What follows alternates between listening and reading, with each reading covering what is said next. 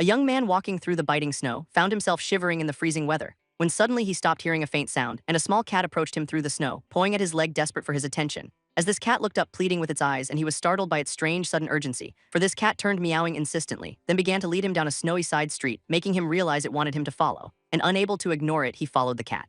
It led him into a dark narrow alleyway, where what he found made him gasp in shock, as other kittens were huddled together nearly frozen, covered in snow barely even moving, and he reached out desperate to help them, bursting into his home moments later yelling for help as he carefully picked up a tiny cold kitten, and he and his mother tried to warm them up, but one kitten's fur was frozen completely stiff, making them fear one of them was already gone. So he gently tried to warm its tiny body, using warm water, but there was no response, filling him with regret a feeling that he was too late, but he refused to give up on the little one. He remembered that moment almost giving up on the kitten, until a tiny squeak brought it miraculously back to life, and he recalled the frustrating messy memories that followed, the overwhelming chaos of raising them all, the endless early morning wake-up calls, and the constant destruction of his furniture. Now in the present, the injured cat brought him a toy.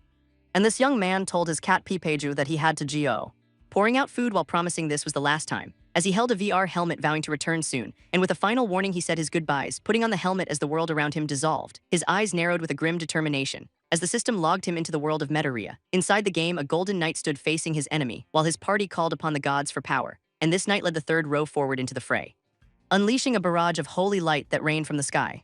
All of it aimed at their target, a colossal purple monster, but this beast countered with a devastating swing of its own, their attacks barely even scratching its massive body, as the monster formed a blade from pure dark energy, for after days of fighting the final battle was finally here, and this knight declared his team would defeat the Colossus Loke, bracing his shield, its lion emblem glowing bright, just as the Colossus unleashed a devastating purple beam. The hooded captain shouted orders to his raid team, as dark energy spikes tore through their formation, and he commanded the second row to rally behind him, activating his ultimate defensive skill, while the monster's furious assault continued unabated. So he laid out the final plan: dodge then counter, his shield of light meeting the dark energy head-on, as divine skills activated, boosting defense and healing allies, and from the back a strange green spell was being cast, prompting the captain to warn this was their one chance for victory. And our boys smirked, watching the plan unfold perfectly. As the second row unleashed their combined ultimate attack, the faces of the raid team showing their unshakable resolve, while the captain held a golden dome against the beast, which charged a final overwhelming blast, but suddenly the captain's body began to pixelate and fade. The raid members' magic sputtered out in confusion, and the monster's attack fired without any opposition, spreading panic as the team realized their leader was gone, while a system alert flashed: user Kim is being forcibly logged out. And a rescue request was immediately accepted. In the real world, the captain thrashed in his bed, jolting awake with a start to find a cat on his chest, and he immediately scolded the cat for ruining the raid's critical moment. A scream ripped through the quiet streets, echoing across the empty sky. We cut to a tense boardroom meeting, where the topic was the virtual world Metaria, a world where people now commute for work, building new lives and entirely new identities, where in-game classes have become real-world careers. And the top-ranking players are now celebrities, earning fame and unimaginable wealth, but with real money comes real-world law, a lawyer explained, presenting the Raid Boss Special Act, a new law allowing compensation for failed raids, meaning high-stakes dungeons with massive rewards now require legally binding contracts, and this, he said, is the invoice for a broken one, as 15 mercenaries are suing their raid leader Kim, their claim totaling over $1 billion in damages.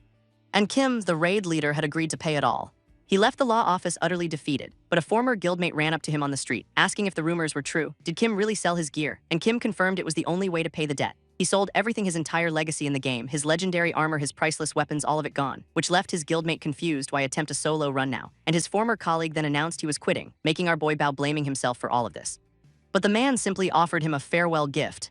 Though he felt he couldn't accept his boss's gaming rig, Mr. Kim insisted, pushing the box into his arms, and they parted ways with a final somber wave. He returned to his quiet, empty apartment, and utterly defeated, he slumped against the door. His plans ruined, his future completely uncertain, but his cat Pipeju wanted to play despite its cast, so he gave in, agreeing to just 5 minutes, getting the feathered mouse toy ready, and as he started to warm up, the cat watched intently.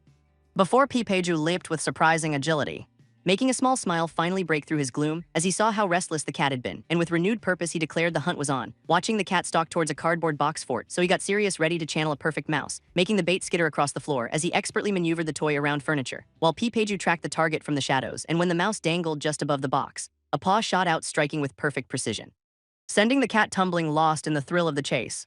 He continued to tease the injured cat with the toy, as our boy tried to get his cat Pipeju to play a little more, and the cat struggled into its cardboard fort, making him smile, finding the moment precious. While Pipeju, though annoyed, still batted at the toy, its hunter instincts finally taking over completely as it lunged with surprising speed. Later he prepared a special meal for it, continuing their game from a safe distance, but he worried deeply about Pipeju's recovery, the vet's warning echoing in his mind.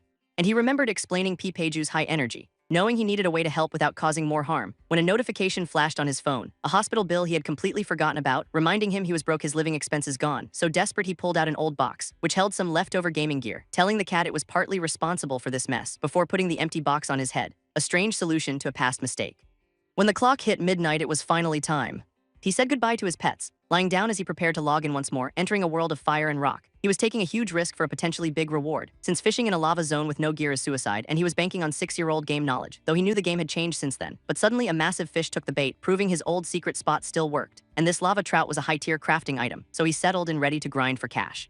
Dropping his line back into the molten rock, and for the first time in ages he felt at peace. Because the last 5 years were a non-stop grind, and though he'd lost everything he felt strangely calm, trying his best to ignore the tears welling up in his eyes, but then something violent shook his line, shocking him since nothing should be respawning yet, and he wondered if the Phoenix boss was back early when a massive portal ripped open the sky, and a pillar of light slammed into the ground, revealing a creature of ethereal flame, but this was no Phoenix.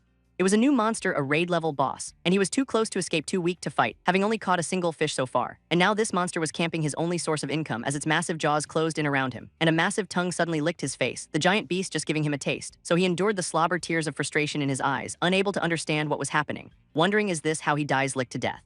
And he screamed for a quick clean end to it all. Fed up, he told the beast to just finish it, vowing to return one day for his revenge, but the creature just stared down at him, then it leaned in and let out a meow, leaving our boy completely and utterly baffled as the impossible sound echoed again, and his mind just could not process this, though he was certain he heard a deep gruff meow, meaning this terrifying monster was a cat, and suddenly an idea sparked to life as he glanced down at his fishing rod. Thinking that if it really is a cat, then maybe some bait could be a distraction, so he offered it a treat, a desperate gamble, and with nothing left to lose he cast the line, sending the bait flying through the air before he turned and ran for his life. The reel spinning wildly, it was actually working as the giant cat beast pounced after the lure. He refused to give up his catch so easily, pulling back hard on the fishing rod, but sharp claws gripped the other end, and the small creature transformed into a hulking beast, which yanked the rod, sending him flying through the air. As the beast claimed its prize, reverting to its small form to eat the fish, swallowing the entire thing in one single gulp, its eyes glowing with a sudden surge of power, a look of pure satisfaction on its face, and then the creature leaped from the cliff edge, diving towards him wreathed in crackling energy, and our boy could only watch in horror as a massive blast of power erupted, shattering the ground from the sheer impact, and from the dust a majestic wolf spirit emerged, leaving him stunned, wondering what this creature was. As the spirit wolf stared him down, its massive paw landing right beside his head, and it leaned in close, inspecting him carefully, before the beast gently pushed him onto his back and began kneading his chest just like a cat, but its sheer size was absolutely terrifying. He was dead, now a ghost at the graveyard, so he needed a new plan and opened his map, which revealed his destination was still the lava zone, and he sprinted through the wasteland praying the beast was gone. But a heavy paw slammed him to the ground again. As the monster stood guard over his previous corpse, it wasn't leaving, it was just waiting for him to respawn for another kill, and he realized there was only one way out of this. As a desperate plan formed in his mind, he had to get close to the beast, which seemed to be resting near his body, its eyes closed completely still, presenting an opportunity he didn't expect. And the resurrection light flared up right beside the monster. He was back and the beast was still asleep. So slowly he tried to sneak away, knowing each step was a terrible gamble, when a single claw extended from its paw, and as his foot touched down, its eyes flew open. The massive creature loomed over him, and he realized it had been faking sleep all along. As a giant paw snagged his cloak, yanking him back with terrifying ease, the monster's gaze locked directly on him, and it lunged with incredible force, sending our boy flying once again. As a death notice appeared on his screen, and the scarred lion beast looked utterly confused by this. But our boy got a chance to resurrect, a new plan forming in his mind. He was going to use his old military training, and with a flash of light he was back in the game. Immediately dropping to the ground playing dead, and motionless he peeked at the beast, which just lay there watching him, so he held his breath waiting for his chance, his eyes slowly cracking open as he prepared to make his move. But suddenly the beast was right in his face, and he realized it reacts to the smallest sounds. Then the monster started licking him again, trapping him, horrified by the creature's actions. Convinced he'd definitely gotten involved with a psycho, back in reality he screamed in pure frustration, thrashing on his bed absolutely furious, and he decided to just go to sleep, convinced it was over for the night, getting up annoyed by the game's bizarre mechanics. When his gaze landed on something familiar, his cat was asleep with its head in a toy helmet, and a small smile crossed his face, as he called out to his pet PPIJJU. But then he stopped, a strange thought connecting in his mind. A sudden impossible thought that struck him, as he remembered the beast's X-shaped scar. It was in the exact same spot as his cat's scar, and he considered the impossible connection for a moment, before laughing it off as a wild coincidence, because a cat can't log into a game after all. The next day he resurrected, praying the monster was finally gone, and he looked around hoping his fishing spot was clear, as the desolate landscape seemed completely empty. But his hope quickly turned to pure rage, when a massive form leaped through the air, and the beast landed right in front of him again, leaning in close to let out a soft meow, and he was completely fed up with this world, as the creature took a heavy step forward, its massive body looming over him, so our boy squeezed his eyes shut, bracing for impact, but instead of an attack it stretched playfully, then it turned and presented its backside to him, leaving him staring utterly baffled by the gesture, when a strange new thought entered his mind. And a system message appeared. He was now Kim Butler. being forced into a class he had never even heard of, and panic set in as the dark energy swirled. A massive vortex of power consuming him completely, a vortex of dark energy swirling around him, and he landed completely transformed. A system window flashing, application complete. His new class was now Butler. He was in disbelief, his entire paladin build was gone, and a powerful voice called out his new title, making him realize it was a telepathic message from the giant beast, which introduced itself as Kalinus, a legendary conqueror. But our boy was distracted by its awkward pose, as Kalinus explained its body was paralyzed from the summoning, and he wondered if this was some kind of random quest, where the reward was something called RPP, but the great beast could only meow pathetically, leaving our boy utterly confused, so he gave the giant creature a solid smack, and Kalinus was shocked by the sudden discipline, as the MC vented his frustration at the absurd situation, so Kalinus offered to change him back. But he paused, pulling up the Butler job info, realizing the duties were more like a glorified cat sitter, when a notification of his massive debt flashed before his eyes, and suddenly negotiating this job seemed like a very good idea, while Kalinus waited flustered by his new butler's silence. So he introduced himself with a confident smile, Kim Butler, and he claimed to be an expert in feline care. The new butler challenged the beast's doubt, reading its body language it was clearly wary, so he approached slowly like taming a wild cat. And the beast leaned into his touch, letting out a surprising meow, as he promised to be the best butler it could find. But a system window revealed its high anxiety, and suddenly the beast spotted something in the distance, making him realize it was time for monsters to respawn, as a small fiery salamander appeared, and the butler explained he's analyzed its condition, his diagnosis being severe anxiety, which he blamed on the unfamiliar territory. But the beast rejected this, vowing to conquer this land. And the salamander was caught completely off guard, as the wolf beast lunged at its prey, its stress level spiking during the chase, and a sudden blinding flash erupted, its eyes glowing with intense focus. It struck but only managed to catch the tail, so the salamander escaped, its stress rising even further, and the butler saw his chance and sprinted forward. As the small monster prepared a fire attack, he activated a unique skill, Capture, and a beam of light trapped the creature, securing it. A shimmering blue portal awaited, and a polished shoe stepped through. As Kim the butler emerged, mission accomplished, offering a gift to soothe his master's anger. A flashback revealing his method, crafting a target, and he presented a small lizard to the great beast, whose eyes burned with a cold fury as the tiny creature trembled before its doom, and a massive paw smashed down, releasing all its pent-up rage. The service was a success, the master's stress level dropped, and the beast confirmed it felt much more relaxed, so with his master calm, it was time to negotiate. As Kim boldly requested time off and a proper salary, but the beast was stunned by the idea of a butler having a life, and this very concept darkened the atmosphere. But Kim nervously held his ground, confirming his needs. However, the master revealed a critical flaw: it has no money, so Kim pivoted, suggesting he keep all the hunting loot instead. And since Kim must guide its body, the beast agreed to the deal, so he happily accepted the new terms. He'd been worried about his old fishing income, but monopolizing a party's loot is far more profitable, and he clenched his fist, a new path forward now secured. The beast lost interest and wandered off, and Kim saw it as just a big cat preparing for his final task, as the butler channeled raw energy into his hands, and a system notification confirmed the dish is ready. He considered the prompt to notify his master, when a massive wolf-like beast appeared, drawn by the scent, making him realize treat crafting is a summoning skill. And the beast's eyes widened in surprise. As it devoured the food in an instant, the bowl licked clean as the beast demanded more. So the butler scrambled to obey, a new plan forming as he quickly harvested materials from a fallen monster. A system window confirming the loot was acquired, and with his master motivated, the hunt began, a smirk spreading across his face as the beast tore through a newly spawned creature, while the butler watched the chaos from a safe distance, profiting without lifting a single finger. This was the power of auto-hunting, as the beast effortlessly cleared the field of monsters, and he promised to keep providing the best service, and so he began crafting another treat, while the massive beast waited patiently for its reward. And with the area clear, he checked his quest log, seeing a new tutorial quest was available, his next objective being to travel to a nearby village. But he had one very large problem to solve first. This beast's stress would spike whenever it left its territory, its eyes staring down into the bubbling molten landscape below. And the butler watched carefully as the creature inspected a glowing orb, before announcing that he had formulated a plan for his master, explaining they must travel to a village and gather crucial information. A task the master agreed to, even as the butler admitted it was a quest, but the beast's powerful territorial instincts were a problem, preventing it from leaving. So the butler recalled how defeating other monsters had expanded its domain in the past. Realizing that to move freely, they first had to defeat the phoenix, the fiery ruler of this zone. The master immediately questioned the creature's strength, learning it was an immortal bird that only grew stronger every time it revived. But he was unfazed, declaring it would fall before his power regardless of its nature. There was a problem, however, as the phoenix was a creature of pure flame, and a cat's instinct is to flee from fire, a primal fear he would have to overcome.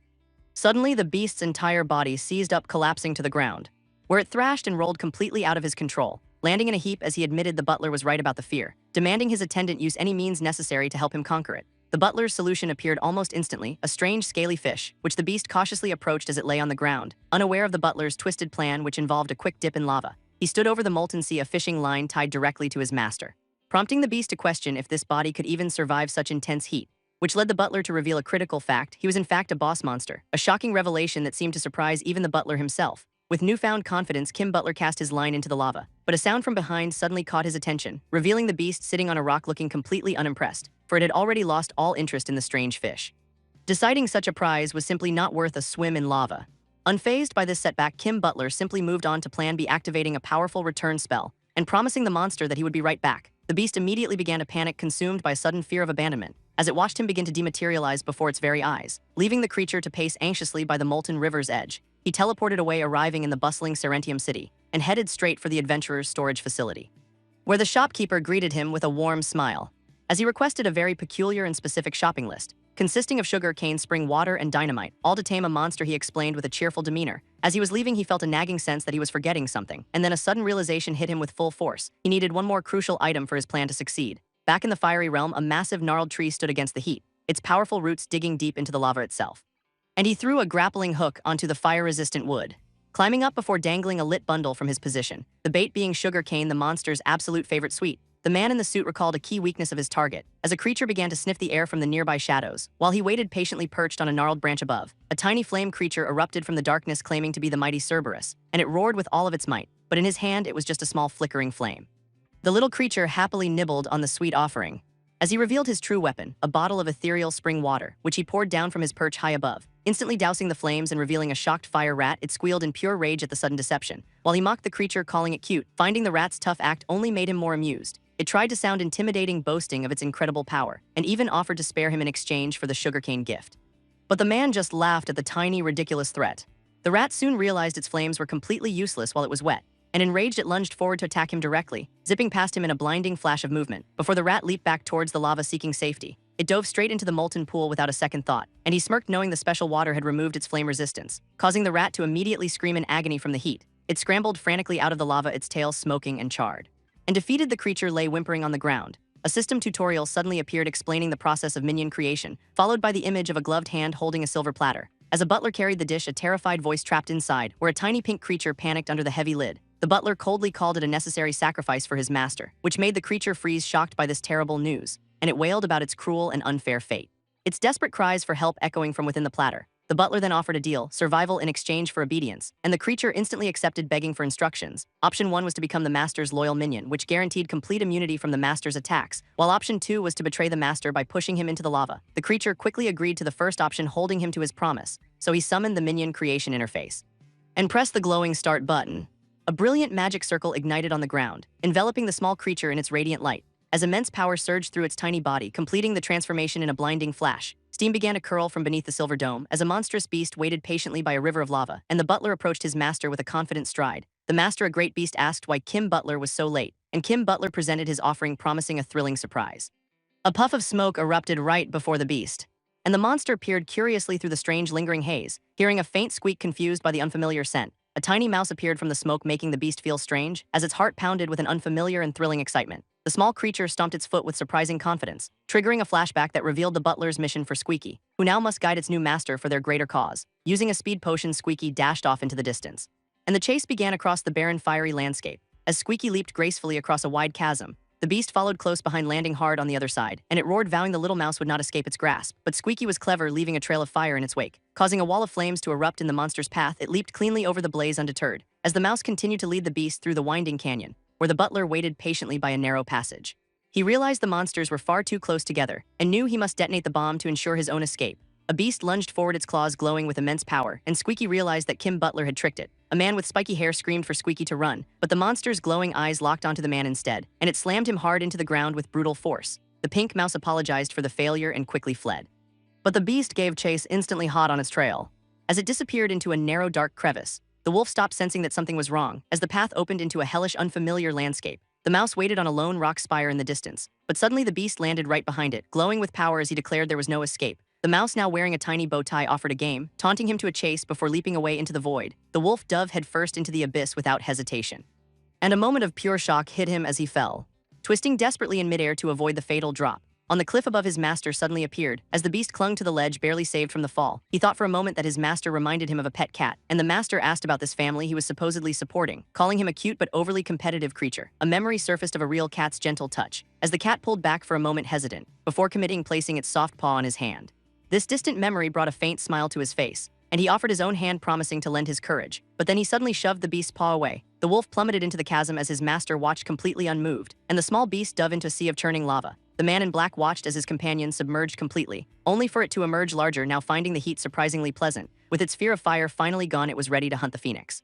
They moved together through the molten landscape, as the beast explained how the phoenix grows stronger with each revival. But his subordinate Kim Butler assured him he had a plan. From the lava ahead, a fiery form began to rise, and the phoenix appeared, mocking their foolish challenge. This vast fiery arena would set the stage for their battle. As the winged beast crouched watching its prey with burning eyes, the master knew the beast Kalinus could fight it, but its immortality was the key. So the plan was to strike its core during the second resurrection. Kalinus expressed doubt that its body could handle such a task, but Kim Butler confidently promised he would make it possible. The phoenix swooped down from the sky to attack, its eyes burning with an ancient terrible rage, and Kalinus charged forward to meet it head-on. A torrent of fire engulfed the entire battlefield, but the beast split into two, expertly dodging the flames, and wreathed in blue energy it leaped through the air, its claws tearing deep into the flaming bird. Kalinus slammed the phoenix hard into the ground, and the creature dissolved, vowing to rise once again. Kim Butler reported to his master that Phase 1 was complete, knowing the phoenix would return twice as large and destructive. A ball of fire began to spin rapidly in the air, as flames erupted from it, slowly taking shape, and a torrent of fire blasted forward with incredible force. The resurrecting phoenix was born from the ashes, vowing to turn them all into dust. The beast roared, facing the raging inferno without fear, and leaped directly into the wall of fire. While the phoenix soared through the burning sky above, it dove down like a blazing comet aimed right for them, and the MC and his beast stood together waiting in the flames. He revealed the next part of the plan: to attack when it slows down to rise again, and his companions leaped into the air, intercepting the target. The beast dodged a series of fiery blasts, closing the distance, and latched onto the phoenix in the middle of its flight, holding it trapped in its powerful grip. A massive explosion of light and power followed, and the MC was stunned they had caught it so easily. The defeated phoenix vowed to rise again and burn everything to the ground, but the beast crushed its head, ending the threat for good. Its fiery essence retreated back into the volcano, and the MC told his small companion to lure the master once again, as he prepared himself for the real challenge was beginning now. Elsewhere, a hooded archer readied their bow to strike, just as a massive explosion erupted from the volcano's peak. The ground erupted in a wave of fire, as the volcano roared violently to life, but this was all part of his intricate plan. He raced along the crumbling cliff edge as the lion beast landed with a deafening crash, facing a tiny pink creature in the dust. It was a showdown of impossible, ridiculous odds, and the beast's tail sent Squeaky flying through the air, but the little guy was simply too fast to catch. He led it on a dangerous chase through the chaos, as a powerful strike missed him by mere inches, luring the beast to the perfect pre-planned spot. A system window appeared before him, and he carefully selected the catapult's final position, beginning the construction with a bright flash of light. In mere seconds, the weapon was fully assembled and ready, and he called for Squeaky to hurry up, telling the little creature that it needed to be brave. Squeaky climbed nervously into the catapult's sling, and with a shout he launched his tiny guide, sending the small rodent flying toward the fiery core. He plunged directly into the swirling flames. As the lion beast dove in for the final attack, a memory surfaced, becoming a minion grants immunity, and Squeaky realized he might have been tricked after all. The butler celebrated his hard-won brilliant success, as he revealed a terrified mouse on a silver platter, and the tiny creature learned this was no paradise. The wolf creature praised Kim Butler's clever and effective strategy, while an announcement declared him the new ruler of the lava zone. His new domain was a massive fiery fortress, and he and the wolf crossed a narrow bridge over the magma below. Inside the keep, a special reward chest materialized, a glowing prize for their incredible victory, which was the reward for a record-breaking clear time. Kim Butler approached the chest, his expectations high, and opened the lid, his eyes widening with shock. A legendary sword and a fiery orb awaited him inside, and he recognized the weapon, the Phoenix Blade Ankinix. The wolf confirmed it was a relic left behind by the Phoenix, and Kim Butler stared in awe at the magnificent blade. He gleefully tried to claim his promised loot, but the wolf creature loomed over him, stopping him cold. So Kim Butler desperately reminded him of their contract. The wolf creature intended to keep its word, eyeing the immortal flame, and revealed the flame was its true prize all along, permitting him to take the sword as his reward. Kim Butler quickly stored the precious items in his inventory, and as the wolf settled down, he thought he was finally safe. Suddenly, a massive paw lunged right for him. As his master panted, looking confused and agitated, Kim realized his master felt betrayed by the exchange, and he tried to explain the loot wasn't stolen, but his master's rage was boiling over, ready to strike. Kim quickly presented a glowing orb, a sphere made of shimmering green leaves, revealing that it was a catnip ball, and he hoped it would work on his feline master. The effect was instantaneous and overwhelming, as the giant beast began to roll and purr with pure joy. Kim smiled, relieved that his plan was a success, recalling he had gotten it as a game event bonus, an old item he'd completely forgotten about in storage. Who knew it would end up being so incredibly effective? And now Kim wanted to truly repay his master's help. He opened the auction house menu on his screen, searching for high-quality meat and fish recipes, and scrolled through a long list of delicious options. But his cooking proficiency was far too low to make them. He would need to become an expert chef, and all that past grinding was finally about to pay off. He spent a massive fortune to upgrade his skill, And to fund it, he needed to sell something valuable, an old item that was now a rare collectible. He listed it for 14 gold, unable to wait any longer. And the Phoenix blade sold for 14 gold almost instantly. A notification rang out. He was now an advanced expert chef, and his master found him studying, intrigued by the promise of a meal. Kim Butler scrolled through his newly acquired cooking skills, considering several exotic monster recipes. But decided fish seemed like the safest choice for his master. He activated his butler skill, treat crafting. Knowing price was no object, he would buy the absolute best. The system warned him that the fish's tail was poisonous, but with his new presentation skills, he began his work. He carefully sliced off the dangerous, spiky tail, his knife moving with an impossible, practiced precision. As he scraped away the tough, resilient scales, a jet of pure water cleansed the meat, before he brushed on a final savory glaze. The meal was then lowered into a roaring, magical fire, and a perfect glowing dish was complete. He presented the incredible treat to his waiting master, and the beast dove headfirst into the bowl, emerging with the poisonous tail in its mouth, growling. Kim Butler WATCHED in horror. He had eaten the tail first, and a sharp, tingling sensation hit the master's tongue. The beast froze, processing the intense and unfamiliar flavor, and gradually the sharpness gave way to a profound sweetness. The master declared the meal a resounding success. As Kim Butler reached for the prepared meal himself, bringing a tempting piece to his own mouth, savoring the flavor deep in thought, his master recognized the rich, complex taste of monkfish, and overcome with satisfaction, the great beast collapsed. He declared it an excellent and novel experience, and the master thanked him for the incredible meal. Kim Butler bowed, deeply accepting his master's praise, and promised that he would work even harder from now on. Their journey then took them into a vast green wilderness. As the master and his butler traveled through the dense forest, the great beast following his new attendant very closely, he assumed this was all just a setup for the next quest, and the butler's loyalty reminded him of his old pet cat. The master asked about the village they were heading to, as he grew impatient with the repetitive, endless scenery. Kim Butler admitted they were lost but remained confident in his abilities, and asked the master for any clues about his distant past. The master revealed he was once a great and powerful emperor, who embraced darkness, dissolving his own physical form. And while dormant, a voice had called out from the void, which was the desperate cry of his descendants. He returned to this world to answer their call for help, and the very first person he saw was Kim Butler. The master's memory of the past ended right there, recalling how 3 dark kingdoms once stood united, and the butler remembered their 1,000-year-old history. Realizing he now served a living relic of that ancient era, he turned his attention back to his master. And the great beast demanded to know what he was doing. As it reluctantly offered a massive furry paw, Kim the butler began to groom the beast's fur, and the master protested, but Kim was completely unfazed until a surprising request came: do it stronger. Meanwhile, in a remote and hidden orc village, a warrior was sharpening his blade, preparing for battle, when an elder entered the chieftain's hut. He found Lord Jagger the chieftain looking deeply troubled, and the elder revealed the terrible news: the phoenix's energy was gone. Jagger wasn't worried, but the elder feared it was a permanent extinction, and he warned that the monster would have surely noticed, meaning they had little time to prepare a proper defense. Another orc reported that a hunter, Riley, was missing, and the chieftain and elder shared a look of pure dread. The entire village mobilized in a state of panic, as all eyes turned toward the ominous mountain in the distance. Jagger feared the monster was already on the move, and he cried out the name of the lost hunter. Far away, a cloud of dust rose from the trees, where the beast master stood over his fallen prey, and the butler confronted the massive, unmoving beast. He questioned the tiny mouse Squeaky for being so uncooperative, but Squeaky argued he must keep his promises first, so the butler pleaded, calling the mouse Lord Cerberus. But his continued begging only fueled its growing rage, and the mouse leaped up and smacked him across the face. Through the tall grass, a new stalker was approaching.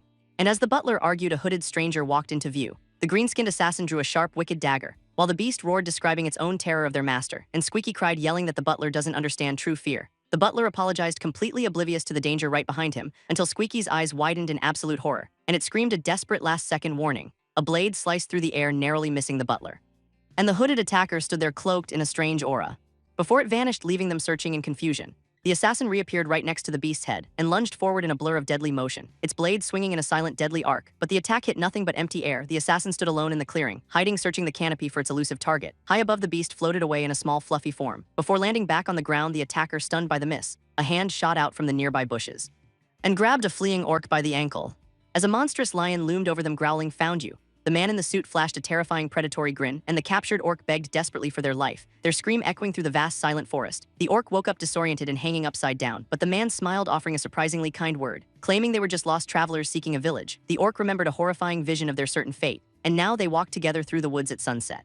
The man called the orc by a name, Riley, and asked if Riley was scared of the beast, to which Riley admitted to being terrified, so why attack? As the three of them paused their journey for a moment, Riley explained it was a rite of passage to prove their worth, and the man was stunned by their incredible recklessness, learning it was all to gain a father's approval. But Riley felt they had failed the test miserably, so the man reassured them of their inherent strength, saying their only mistake was choosing an unbeatable opponent.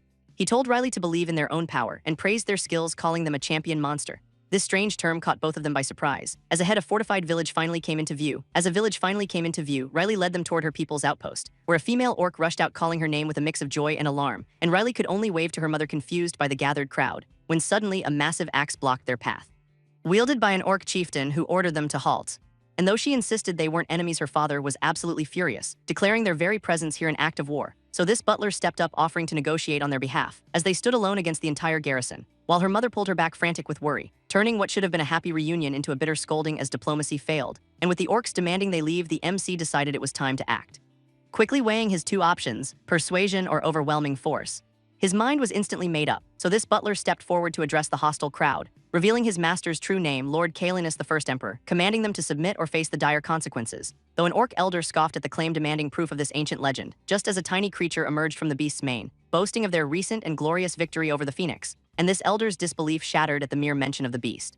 While Caelinus simply smirked, ready to provide undeniable proof, summoning a swirling orb of pure phoenix flame, whose undeniable power silenced the crowd as they were ordered to kneel. But the orc still doubted his story, so he simply called them suspicious people, then summoned a great ball of fire into his hand, and his butler transformed, leaping high into the air, catching the fiery orb midair and preparing to unleash its devastating power, as the ground erupted in a massive explosion, sending fiery cracks spreading through the earth, while a powerful shockwave threw them all back, filling the village with smoke and dust. And though the orc leader glared in defiance, his anger quickly turned to pure terror, for a terrifying shadow now loomed over him, causing him to tremble, completely overwhelmed by the sight. And so this leader fell to his knees, his entire tribe following his lead, finally recognizing Caelinus as the true Lord of Darkness, a fact confirmed by a system notification of their loyalty, prompting the butler to humbly request praise for his work.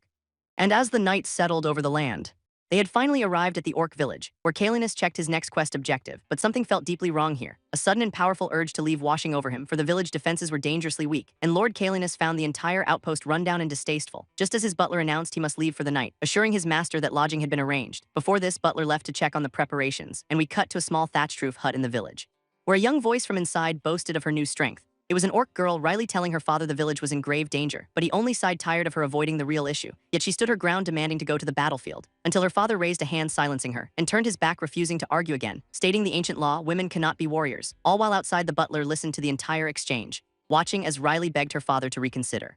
And later, the orc father sat alone, troubled, when he heard a sound and looked up from his thoughts, seeing the butler standing in the doorway asking about the room. So this orc chief invited him to inspect the preparations, apologizing for his earlier caution at the outpost. But this butler simply smiled, saying his master would understand, before his expression shifted, asking for details on their situation. And this chief agreed to explain as they walked, revealing that a phoenix once kept the local monsters in check.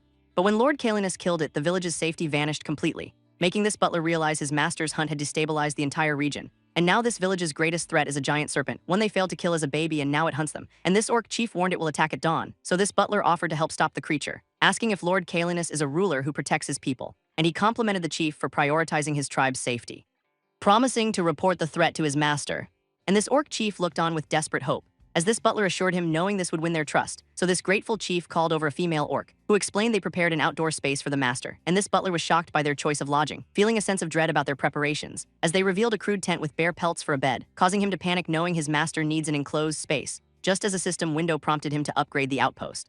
And he realized the tutorial was guiding him once again, so he thanked the female orc for her efforts, then asked to make some improvements himself. And this female orc gratefully accepted his offer, so he selected the living area to begin the upgrade, where this option to customize caught his eye, and he remembered earning points by satisfying his master, deciding to invest those points again, knowing exactly how to build the perfect space. And this butler was tasked with designing a home for his master. So he sketched a simple multi-level tower on a screen, and with a single touch he began the construction. As power surged from his outstretched hand, this ground glowing as the upgrade began costing him points, and a tower of pure energy erupted into the night sky, solidifying into a bizarre multi-tiered stone structure, which this orc stared at in disbelief, calling it a divine miracle, just as Lord Caelinus arrived, questioning his new living quarters, inspecting the tower with a critical eye. Before in a single bound he scaled the strange new home, settling on the highest perch, surveying his domain, and this master found the spot to his liking, a fact this butler proudly informed the orcs of his master's approval, and the relieved orc offered his help anytime. So Caelinus entered the base of his new stone den, where a soft rug awaited him inside the chamber, and he let out a massive yawn, ready to rest. But this butler asked for intel, a great serpent is coming tomorrow. Explaining this is their chance to earn the orc's full trust. Though Caelinus was unconcerned, certain of his own strength, and a system notification confirmed the butler's success and rewarded him, while Squeaky the mouse panicked, fearing another dangerous battle. So this butler asked for the mouse help, but Squeaky flatly refused. But unfazed, the butler revealed he had another plan, telling this man the great beast should rest well. And back in reality, our boy finally logged out, recalling the wild events, wondering what's happening to him. when a sudden meow broke his concentration. His cat Lulu being unusually insistent, so he looked over at the food bowls, seeing Peepage who hadn't touched its food still sleeping, and worried he checked the cat for a fever. But this temperature was normal though something felt off, so he gently tried to wake the lethargic cat, and Peepage who finally stirred with a huge yawn, seeming completely uninterested in eating. But placed before its bowl, it finally began to eat, the two of them sharing a quiet meal. And while eating, he researched his next in-game target. Finding it, the king serpent a high-level boss, with player comments describing its incredible defenses, and this strategy was to break its scales then use fire. So he grinned knowing this prey would please his master, and now he just needed to choose the right prey for his own pet since Peepage seemed so unwell. He decided to bring out a secret weapon, calling out, but the cat looked completely unimpressed, as Peepage gave him a look of total disdain. So he got serious, determined to make the cat play. And back at home, the injured cat looked smug, but it suddenly stopped playing, ignoring the toy, leaving our boy completely baffled by its behavior, as he asked his pet what could be wrong, when from the couch a helmet suddenly spoke. And this next day he logged into the game as Kim Butler, where a small pink creature immediately cried out his name, rushing to him warning of big trouble. So Kim Butler asked what's wrong, and this creature declared their master had vanished. So he suggested a walk, but the creature had searched everywhere. Panicking because the serpent is coming today, but Kim Butler had a plan to summon the master. Activating his butler skill, treat crafting, and instantly a bowl of ostrich stew appeared, but when he tried to send the notification immediately, an error message flashed, the signal cannot reach the master, causing Kim Butler to freeze in disbelief, before he bolted outside screaming in panic, frantically searching the empty village, as this small creature watched utterly defeated. Far away beyond the village lay a dense forest, and hidden within was the mouth of a dark cave, where deep inside the oppressive blackness, a giant serpent with glowing eyes began to stir. As deep in the earth a colossal body scraped against stone, and this great serpent uncoiled slithering toward the light. And in the village the orc elder gasped in shock, as Lord Jagra's eyes widened with fear, crying, "It has started moving." But this orc warrior smiled, sensing the approaching energy, and this elder questioned his strange happiness, reminding him of their lord. But this warrior was thrilled, believing their village's nightmare was finally over, so they walked through the village, the elder's doubt lingering, and arriving at a stone building they startled the butler, who stepped out announcing his master was away, leaving this orc stunned that their lord was gone at a time like this. And this butler confessed he couldn't locate his master either, causing this warrior to roar, accusing him of keeping Kalinus in the dark. But this butler stopped them, a grave confession on his lips, as he revealed the terrible truth about his master, and they realized Kalinus was trapped inside the monster's body, as this butler admitted his summoning spell had failed to bring him back. And this warrior's face hardened, knowing this was a fight they must win. So this elder asked if the butler could fight, but he had no combat skills. However, he could use his power to strengthen the village defenses, and this warrior saw a glimmer of hope in this news. Forming a plan, he would hold the line at the outpost, while this butler agreed to fortify the village in the meantime. But this warrior demanded assurance that the village would be safe. A promise the butler could not make, for his power was limited, causing this orc chief to tighten his grip. So our boy gave him a strict order that failure would have consequences, and a system alert confirmed the chief's distrust, making him realize the quest was going too smoothly. So his small companion asked for the plan, and this butler checked his available points, seeing he had only 192 to work with. And he knew the enemy was weak to fire, so he checked his minions' fire abilities, but Cerberus was terrified of its natural enemy, meaning that plan wouldn't work, so he settled on a life or death choice, walking off with grim determination. And nearby a wooden post shattered, where he spotted a female orc training hard, striking the dummy with blinding speed, until she panted exhausted from the effort. And as this young orc finished her routine, he approached, calling her Riley. And she recognized him as the butler, explaining it was just her morning training, so he asked why she wasn't fighting the monster, but Riley said she's not allowed in battle, and he sensed there was more to her story as this orc girl confronted him about his training, then flustered, claiming she just enjoys it, but he smirked, clearly not believing her, suggesting her father was just being protective, and his kind words seemed to reach her. But then his expression turned grim, as he warned her the warriors were outmatched, though she refused to believe her father could lose. So he explained the chief is the serpent's main target, and fear gripped her, she decided to go. And he tried to stop her, but she was determined, so he made a stunning offer, Kalinus's power, a power she would need to defeat the monster, which made her stop, turning back to listen. And elsewhere the battle alarm sounded, as this orc chief rallied his warriors, who charged out to face the great serpent, while a shaman prepared a fiery ritual, and a massive scaled body moved through the trees. As this serpent revealed itself on the path, its glowing red eyes fixing on the warriors, who surrounded the colossal beast, and this chief raised his axe, ordering the attack, so with a furious roar the warriors charged, while this shaman called upon a spirit for battle rage, and this orc warrior swarmed the giant serpent, but a single tail swipe sent them flying. Though this leader held firm, his axe glowing, he realized their weapons were useless, as this serpent's cold eye watched them, and it thrashed, cutting through their ranks. So this shaman chanted a desperate spell, and empowered the leader struck again, and this time the scales finally cracked, making this beast hiss, feeling the blow, before it turned and fled into the forest. So this warriors gave chase immediately, as the serpent slithered toward a river where it coiled, preparing a counterattack, a strange energy gathering in its maw, and a warrior leaped in for a decisive blow. But the leader found its scales had hardened, as green mist began to leak from its body, and he screamed for everyone to fall back, just as this serpent unleashed a cloud of poison, and he realized it was a deliberate trap, as this poison seeped right through their skin, a creeping paralysis taking hold, and this leader felt his body going numb, helpless as he faced the serpent's final strike, as this giant serpent's maw opened wide, and his warriors screamed for their chief to run, but the orc chief was frozen in terror, giving one last order, lead the tribe to safety, just as this snake's fangs sank into his arm. And it lifted him high, swallowing him whole. While this tribe watched helpless as their leader was consumed, and they were paralyzed by a crushing fear, when suddenly a streak of light cut through the air and a volley of projectiles rained down from above. As another arrow-like blast hit the ground, and a figure blurred through the trees, a goblin girl in a maid outfit leaping into battle calling for her dad, and she slammed into the serpent's side with a powerful kick. For this beast still had her father in its jaws, and she screamed his name in desperation. While inside the chief was being crushed, his bones beginning to crack and splinter as he was pulled deeper into the monster's gullet, and he gasped for air believing this was the end, his eyes slowly closing as he gave in to the darkness. But then he heard a familiar voice, Riley's, and this snake suddenly recoiled, struck by an unknown force, its head covered in a strange expanding foam, and this giant serpent struck, spitting a paralyzing agent, turning its glowing red eyes on the maid. But she showed no fear. Her daggers drawn, she prepared for battle, and this butler rushed to Lord Durgan's side. As his tiny companion activated a skill growing massive, and he reached the fallen orc lord, but even in its giant form the creature was terrified. So this butler ordered a full retreat, loading Durgan onto its back, and nearby the other orcs began to stir, seeing their unconscious lord being carried away. So this butler ordered them to evacuate to a safe place, warning them not to interfere in the fight. As this serpent lunged forward with incredible speed, and this maid dodged the devastating attack, sprinting up its massive scaly back, her dagger poised to strike a vital point. But she realized the beast was too fast, so she pushed her own limits, accelerating. But a sudden tail whip sent her flying, throwing her helplessly into the sky before crashing back down to earth with a thud, and dazed, she admitted she couldn't match its speed. Elsewhere, someone groaned, waking up, as Lord Durgan finally regained consciousness. And this orc chieftain asked who was fighting the serpent. But this man in black hesitated to answer, as a distant crash echoed through the forest, and he delivered the shocking news his daughter was fighting, causing this chieftain's face to contort with fury. And this man in black told the injured orc to stay down, but he raged, blaming the monster for endangering his daughter. While in the battle, Riley was cornered by the serpent's tail, and this massive tail whipped down to crush her, creating a huge explosion of dirt and rock. But she emerged from the dust, wounded but standing, as this serpent stared from across the clearing. And Riley was sent flying from the sheer force of the blow, digging her daggers and grinding to a halt, and her father screamed her name in absolute terror. But this butler calmly told him she was fighting well, as Riley rushed back into the fray, daggers ready, leaping onto the serpent's massive body, and with a fierce cry she prepared to strike, her blade clashing against the creature's tough scales, prompting this chieftain to ask why she was wearing a maid outfit.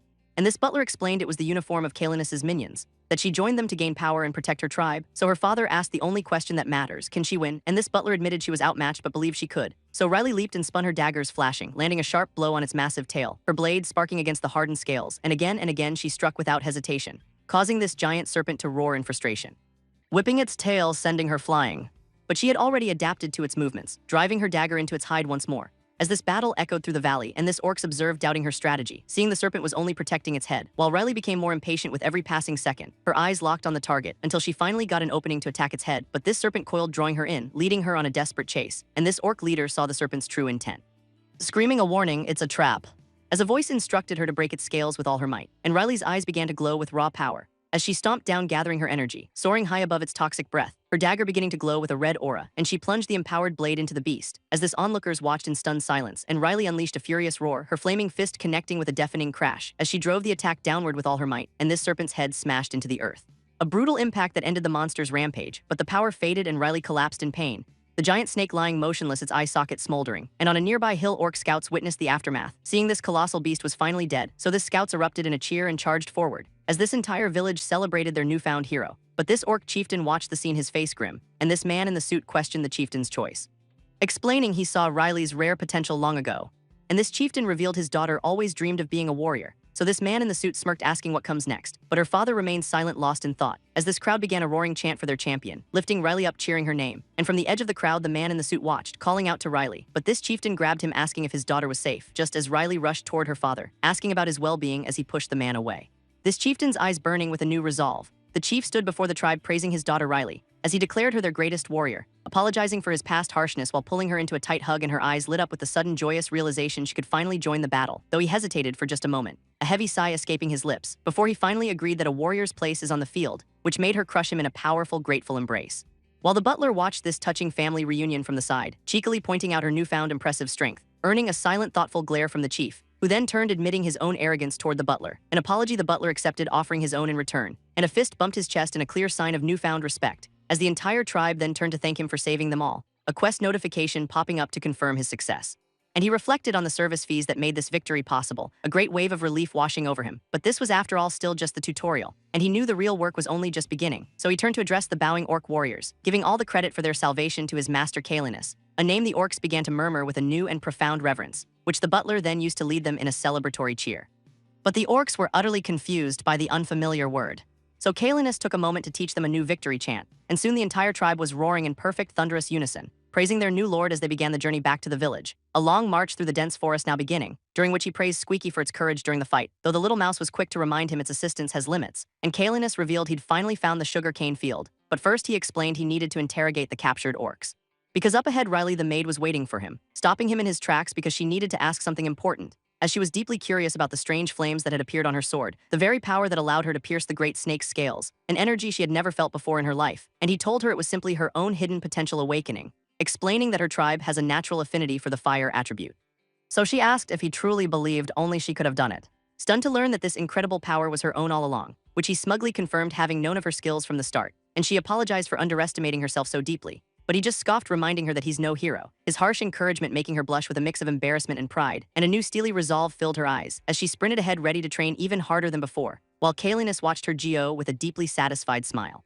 A system window appearing to display her now impressive stats, but when he checked his resources he found he didn't have enough RPP. His master was still too weak and he needed another way to help her, and then he found a solution, an equipable essence, a low-cost item that offered a massive boost to fire damage, though he thought of his master's constant grueling training, and worried that a sudden unearned power-up might devalue all her effort, making him struggle with how to present this gift to her.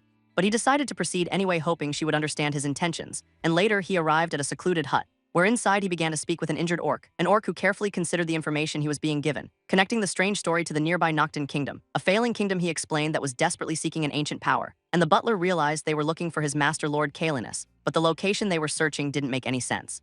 Until the orc mentioned a mysterious altar, a possible summoning site, which the butler considered investigating before quickly rethinking it, as the orc warned him the altar was impossible to find, and with all the necessary information gathered he finally left the hut, a system notification appearing to announce tutorial stage 3 was complete, giving him a new main quest, find the summoner in Noctin, and though the mouse worried his master wouldn't return, he was certain he would. When a sudden noise from above startled them both, revealing a large cat-like creature sitting calmly on a pillar, and the butler looked up, relieved to see his master had finally returned, which prompted the butler to scream at his master Kalinius, who responded by slamming his head into the butler, sending the man flying before offering a confused apology, as Kalinius claimed he couldn't remember his absence at all, so the butler immediately asked for credit for all his hard work, beginning his report by boasting about defeating the great serpent, claiming his brilliant insight was the only possible solution, and that he had defeated the enemy against truly impossible odds, a story confirmed by a system window showing his master's satisfaction, and the butler was thrilled that his elaborate plan had worked perfectly, using the opportunity to ask for more funds to prepare for future emergencies, a request Kalinius agreed to without a second thought, and soon a new day dawned on the quiet village, where the orc maid shared a tearful, heartfelt goodbye, and the orc warriors pledged their eternal loyalty to Kalinius, as the entire tribe gathered to see the small group off on their journey, but the butler was confused why the maid was following them, and she explained her plan to join a mercenary group in the capital, information he silently processed for a moment, before she proudly declared herself a minion of Lord Kalinius, and so the new party traveled down a long forest path, where Kalinius suggested they find a faster route to Noctin, prompting a small pink mouse to hop off his head in protest, as the mouse argued, demanding they first reach a sugar cane field, while the butler worried about how to keep his master entertained, and just then one of the minions made a sudden run for it, but the giant beast it served remained perfectly still, and the minion looked back confused by the complete lack of a chase, seeing its master's eyes which were cold and unmoving, as he simply asked if the little creature was feeling unwell.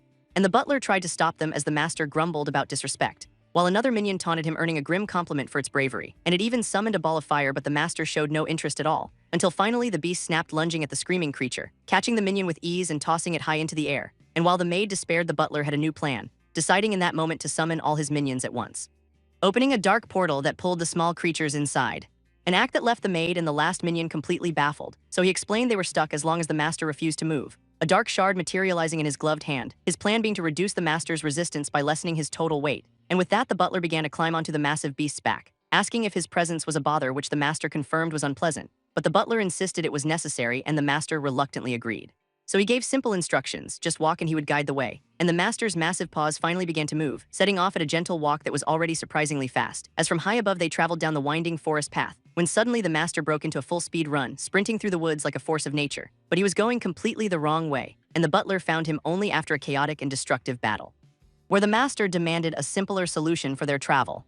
But the butler feared that any other method might mean losing him forever, until a new tutorial offered a surprising option, a perfect solution appearing right before his eyes, and he activated the master miniaturization feature, a process that began by enveloping the giant beast in a brilliant light, which then erupted into a massive cloud of smoke, and from the swirling mist a tiny form slowly emerged, the once fearsome beast now nothing more than a small cat, his entire world having suddenly grown impossibly massive around him.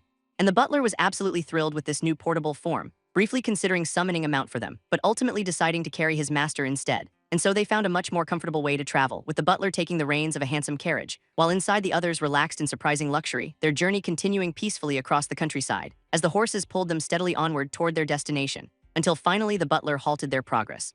His tiny companions resting soundly inside, and Squeaky was woken up with the news that they had arrived, which sent the small creature dashing out into the field, and Squeaky the mouse was utterly amazed by what he saw, for he had found his paradise, a vast bamboo forest, and the butler waved him off with a warm smile, even managing to fake a few tears for the momentous occasion. But Squeaky wasn't letting him off the hook that easy, reminding the butler of a solemn promise to find him a mate. When suddenly a desperate scream cut through the peaceful air. As a massive bird of prey dove from the sky, its target a terrified female mouse cowering below, and the bird snatched her in its talons flying toward the forest. But for Squeaky it was love at first sight, and he dashed off in a heroic, determined blur, leaving his stunned companions far behind. A farewell the goblin maid confirmed with a simple nod, and the gray familiar suggested they should probably rest. But the butler was far more interested in getting some treats, which made the maid realize he was just hungry, so he requested some meat and she agreed to prepare it for him. And he activated his butler skill, treat crafting, an idea for the king serpent meat sparking in his mind, as he imagined a perfectly seasoned and grilled dish. And the system asked if he wanted to apply the new recipe, but just then the gray familiar let out a loud, insistent cry, a sound the butler recognized immediately, as it was the same meow his own cat Peepeju makes when asking for food. And he wished his old friend could taste these incredible flavors, thinking it was a shame he couldn't be here with them, knowing that sharing a meal would be such a simple joy, and he carefully began to prepare the fish, dreaming of a peaceful life with his beloved pet. Meanwhile, deep in the dense bamboo forest, a large bird swooped down on its helpless prey, a small mouse fleeing in absolute terror, but another mouse saw the attack unfolding, and it unleashed a sudden, brilliant burst of flame. A fiery ring that hurtled through the air toward the predator, which the bird narrowly dodged with a flap of its wings, glaring down as it locked onto its new target, and the pink mouse scrambled to escape the coming assault. As the predator dove with its sharp talons extended, but a flame barrier erupted around the mouse just in time, a fiery shield that engulfed the attacking bird, which scorched and in pain quickly retreated, and the pink mouse turned to the one he had just rescued. A brown mouse who thanked him for saving her life, and he asked if she was injured in the attack, to which she claimed to be fine, just a little shaken. But her legs suddenly gave out from the lingering fear, and he caught her in a gentle, supportive hug. While deeper in the forest, armed mice called out for someone named Trya, two mice calling desperately for their sister, who they finally found deep within the bamboo forest, safe and sound, explaining how a kind stranger had saved her. And her relieved sisters offered their deepest, most sincere thanks. But the rescuer said he was just helping his own kind, and the saved mouse Trya looked at him intently, shyly asking him for his name, which made him freeze, a deep blush spreading across his face, as a vision of a different life flashed before his eyes, a memory of a mother's love and gentle care, a childhood spent playing happily together, a future of love, marriage, and even shared grief, a whole community to finally belong to, a life filled with shared sorrow and joy. And he considered a new life here protecting them, his heart pounding with a powerful newfound purpose, and he puffed out his chest, making a sudden dramatic choice, declaring that he is Cerberus, minion of the Avatar of Darkness, an answer that left the mice completely and utterly bewildered. And elsewhere, a luxurious picnic was well underway, as the butler presented a magnificent dish of grilled eel, inviting his companions to eat alongside their master, and he demonstrated how to make a perfect lettuce wrap, adding just the right seasonings for the ultimate flavor, offering the first delicious bite with a proud smile, a piece of lettuce which was offered to Kalinus, as the butler demonstrated the proper way to eat it, and the picnic proved to be a complete and total success, making the green-skinned maid absolutely overjoyed, though he told her to thank their master Lord Kalinus for the meal. But the butler couldn't help but notice his master's expression, as Kalinus looked completely and totally stone-faced. So he explained this was actually a look of pure, unadulterated satisfaction, because internally Kalinus was experiencing a massive flavor explosion, a success that caused the butler's service fee to increase, when a rustling sound came from the nearby woods, and the small pink rat Squeaky suddenly emerged, approaching the group with a clear sense of purpose, and the butler asked why he had returned all alone, to which Squeaky declared he chose loyalty to Lord Kalinus, insisting that serving the Avatar of Darkness was his true calling. The butler, however, said that he couldn't come with them, because their journey ahead was far too dangerous for him, but Squeaky insisted he had a solution to that problem. He just needed to become stronger, that was all, and he absolutely refused to be left behind, addressing the butler with a new respectful title, when suddenly more rat-like creatures appeared from the woods, running desperately across the field toward them, pleading for help as they explained they were being hunted, and Cerberus blushed at the unexpected question, as the mousefolk pleaded for help against the vicious eagles, which made him remember his own quest for the hidden tunnels, and a brilliant idea began to form in his mind. So he asked if they could guide him to the tunnels, and they offered a deal: kill the eagles and they would provide a guide, while high above the eagle threat circled menacingly, vicious predators patrolling the clear blue skies, and a massive eagle spotted its prey far below, sending the small creatures scattering across the plains in terror, as an entire flock descended upon them, folding their wings as they prepared to dive, their attack coming in a deadly silent plummet, turning the open field into a terrifying kill zone. But Riley leaped into action, her daggers already drawn, and Cerberus let out a furious, defiant roar, as fire and steel met the brutal aerial assault, and Riley sliced clean through an eagle, gaining experience, moving like a whirlwind of death as she felled another, while Cerberus unleashed a powerful torrent of flame, the fiery beast incinerating another predator in midair, leaving the battlefield littered with fallen eagles, A victory that caused both Cerberus and Riley to level up, and a mouse creature approached the victorious Cerberus. The little beast looking on its mission finally accomplished, as a small creature peeked cautiously over a nearby ledge, and the maid recognized the pink one as Lord Cerberus, while the other mouse-like villagers watched nervously from a distance, and one villager asked Cerberus to stay with them, as Cerberus blushed, his heart pounding in his chest, the villager confessing a deep sudden connection to him. A scene the butler and his maid watched like it was a movie, but Cerberus knew he must walk his own path, offering a dramatic farewell from afar, a sentiment that seemed to float away on the wind, until the butler interrupted, asking for the summoning altar, which made the villager realize it was all a big misunderstanding, and the sky seemed to clear after the awkward confusion, as they were led to a dark stone cave entrance, and the butler and his maid waved their goodbyes. He looked down at Cerberus, who had clearly made a decision, realizing it was time for a serious conversation. So he explained Cerberus's old role, which was simply to be bait, and Cerberus asked if that's all it would ever be, panicking at the thought that its master had lost interest, which made the maid plead for him to give Cerberus a real chance. But the butler insisted he wouldn't force it to do what it fears, explaining that he thought he was setting it free, but to stay it would have to become much, much stronger, a challenge which Cerberus immediately accepted.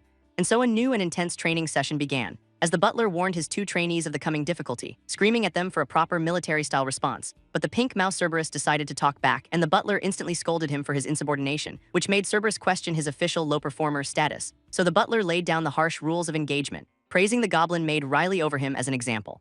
And Cerberus was threatened with immediate expulsion from the group, which made him panic, remembering all he had sacrificed to be here, and he quickly apologized, falling back in line, as the butler established a strict military-style command, a challenge Riley eagerly and perfectly accepted, making Cerberus grumble at her flawless attitude. And the butler listed the 3 primary training goals, saying their performance would decide his future methods, and Cerberus shouted his understanding, ready to begin, the first exercise being a simple hunting game, with the goal of reigniting the shrunken lord's interest in play, as the butler wanted to see Cerberus's progress for himself, and the participants took their marks on the field. With a sudden burst of confidence, Cerberus prepared to run, the chase beginning as Cerberus erupted in bright flames, his strategy being to act as the perfect uncatchable prey, and the shrunken lord lunged for the fiery target, the star-marked cat leaping into action with incredible speed, its paw slamming down, pinning the target instantly.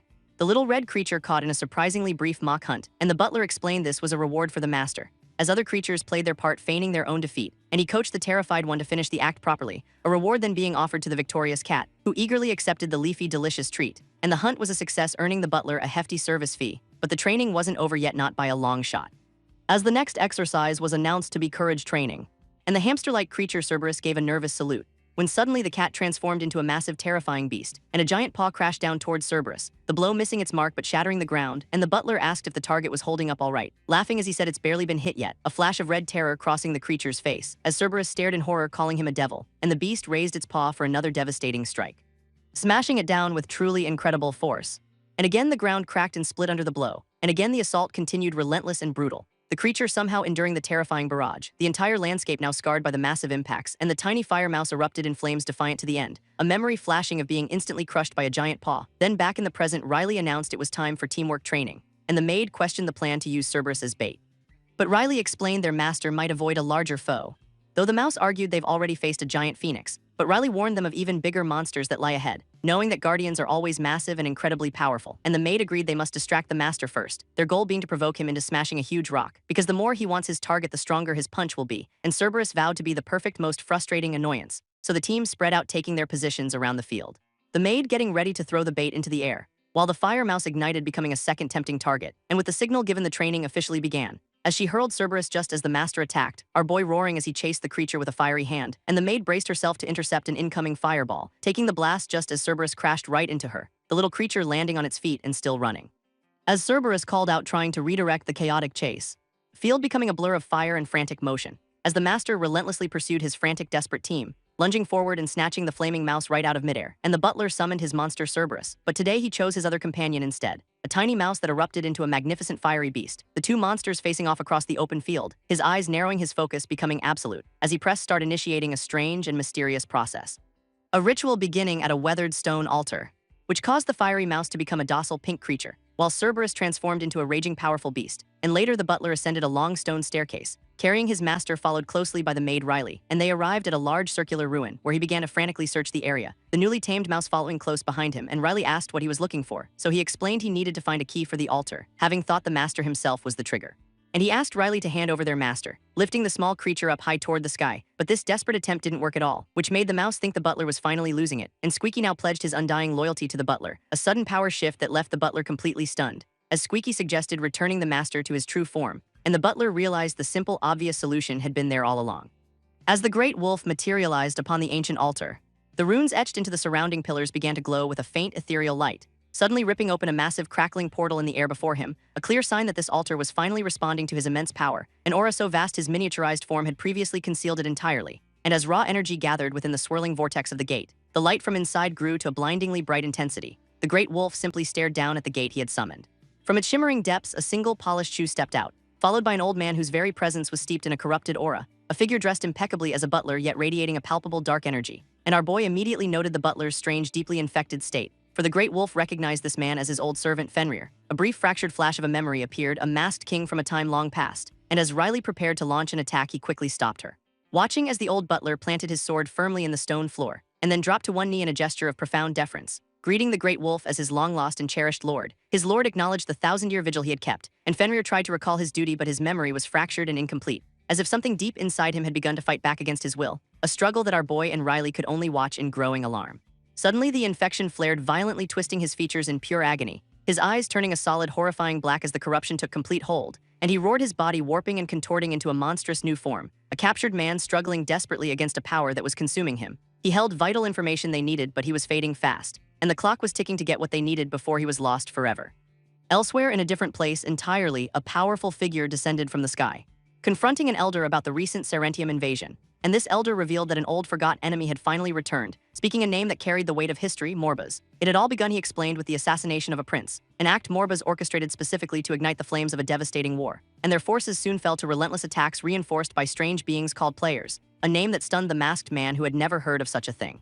They were beings from another world pouring through a mysterious gate, hundreds of thousands strong, forcing their ancestors into a desperate final move, for Morbas had tried to steal their master's power at the very moment of his awakening, and two opposing factions clashed violently to control the sacred ritual. In the ensuing chaos, the master's consciousness was torn between them, just as a stray cat wandered innocently into the chaotic scene.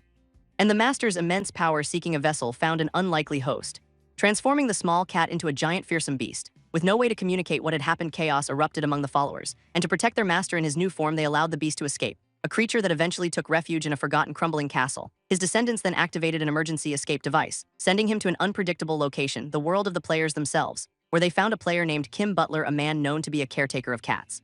And the butler explained how they had warped the master directly to him. And now, hearing this story, the masked butler understood everything, asking if their plan to head to Nocton was simply a death wish. But the beast revealed a new path forward, to find the hidden altars, making the butler realize they had narrowly avoided a fatal, catastrophic mistake. Suddenly, the beast's eyes began to glow with an unholy light, and its dark energy exploded outwards in a terrifying wave.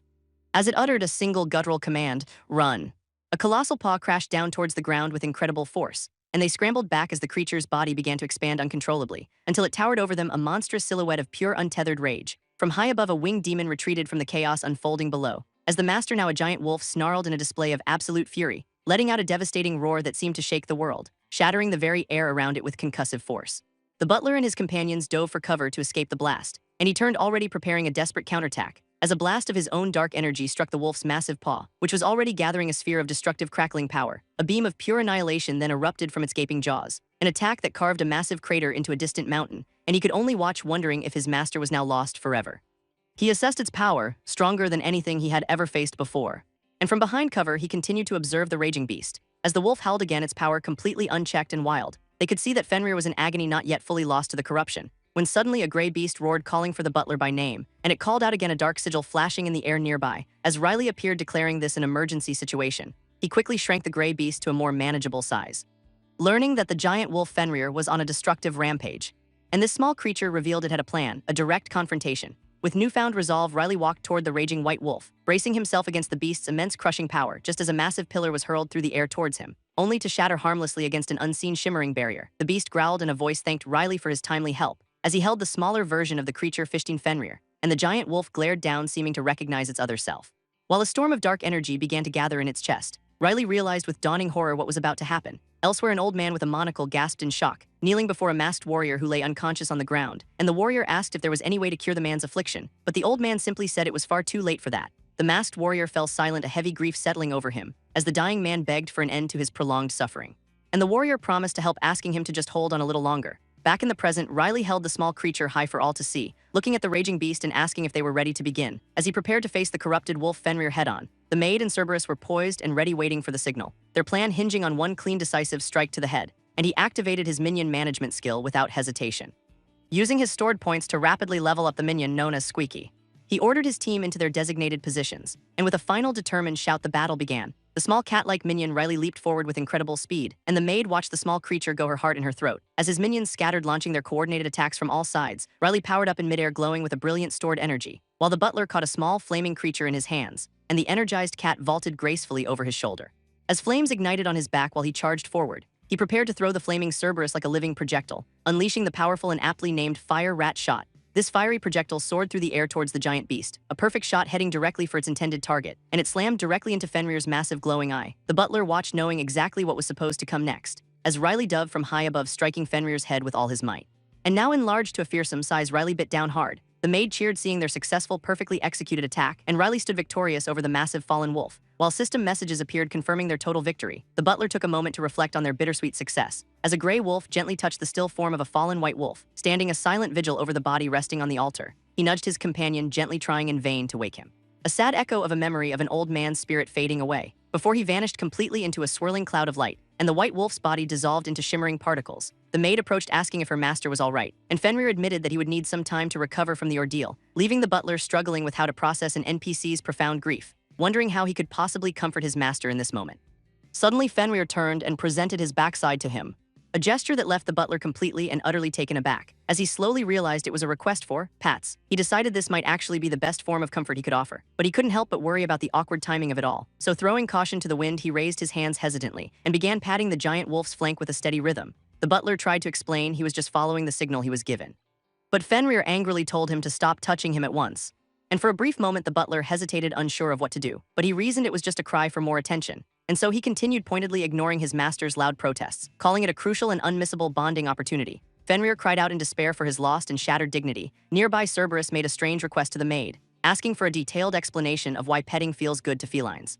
While the butler felt increasingly awkward comforting his giant master, clearly flustered by the creature's loud and contradictory reaction, the others arrived on the scene offering to take over the petting duties, but he dismissed them, sending the master away to get some rest. Cerberus admitted the butler's strange actions had stopped it from fleeing in terror, and the small creature then spotted something glinting in the ruins, a mysterious blue light that was glowing from within a pile of rocks. Cerberus bravely scampered off to investigate the strange phenomenon, closing in on the strange, pulsating, glowing object. Meanwhile, the butler was still hard at work patting away, remembering his own despair over what he thought was Fenrir's final fate, and the master revealed that this simple touch was pulling him from his darkness. He thanked the butler, finally feeling a sense of peace wash over him, and the butler offered his help anytime, trying to hide his aching arm, but the master noticed he was trying to stop the comforting gesture, and asked him to please continue for just a little longer.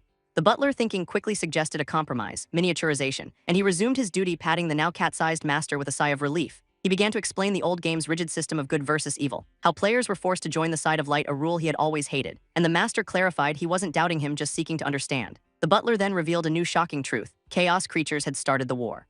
And the name Morbas triggered a sharp, violent reaction from the master, as Fenrir vowed to enact a bloody revenge on all of his enemies. From the nearby rubble a tiny sound could be heard, the sound of a hamster struggling with a massive heavy sword, and the butler turned, hearing the strange commotion. As the orc maid presented their surprising discovery, he recognized the blade instantly, his eyes widening in disbelief, for it was Berhart, the sword of the former head butler, a legendary weapon without a master now being offered to him. He accepted it without hesitation, feeling a new power course through his hands, and the system immediately prompted him to equip the blade, an action that was surprising since his weapon slot had previously been locked. Now for the very first time it opened for him, and the sword's impressive stats appeared, a butler-exclusive weapon. He tested its weight, feeling its perfect deadly balance. Realizing he was no longer a bystander, for he could finally fight, his allies watched, impressed by his surprisingly fluid movements. Their new journey began under a vast and open sky, as a grand carriage traveled through the untamed wilderness, and Fenrir asked the butler for their next strategic move. The butler outlined their plan to find 2 hidden altars, but first they would gather intel in the bustling capital city. Suddenly Fenrir's ears twitched with a newfound excitement, and he announced that he could finally move them again, testing another part of his new unfamiliar body. He found he could move his tongue, a small but incredibly welcome victory. And Kim Butler was praised for his dedicated efforts in helping him recover, making him wonder if his master would soon be completely healed. Their journey continued onward by carriage through the countryside, but Kim Butler soon brought them to an abrupt halt, for he had found the entrance to an instance dungeon. He was itching to test his new power in a real combat situation, and though his companions worried about the potential danger, he insisted on going in completely alone to prove himself. He stepped through the shimmering portal into a C-rank dungeon, a familiar challenge from his many years of playing the game, gripping his sword tightly, knowing his current gear was weak, but clearing this meant he could better support his master. It was time to test his own personal limits. From the dusty ground, skeletal warriors began to rise, an undead horde that swarmed towards him with silent menace, and he decided to test his defenses first against their assault. Bracing himself for the inevitable initial blow, he easily parried the clumsy strike that came his way and shattered the skeleton with a single powerful counterattack. Before diving headfirst into the fray, becoming a whirlwind of steel, parrying a flurry of blows that came from all sides, he unleashed a powerful, invigorating shout, feeling his body was somehow stronger than it had ever been before, and a single fluid arc of his blade cut them all down in an instant. He smiled, enjoying the satisfying feel of his new weapon, which triggered a flashback to a younger, struggling Kim Butler, standing exhausted amid a field of shattered skeletons. As the endless fight was clearly taking its toll on him, from deeper in the cave, more ominous sounds began to echo, as an entire army of the undead marched steadily toward him, and he decided it was finally time to use his trump card. The skeletal horde roared as one and charged forward, and he activated his sword's ultimate skill, the Fideli Strike.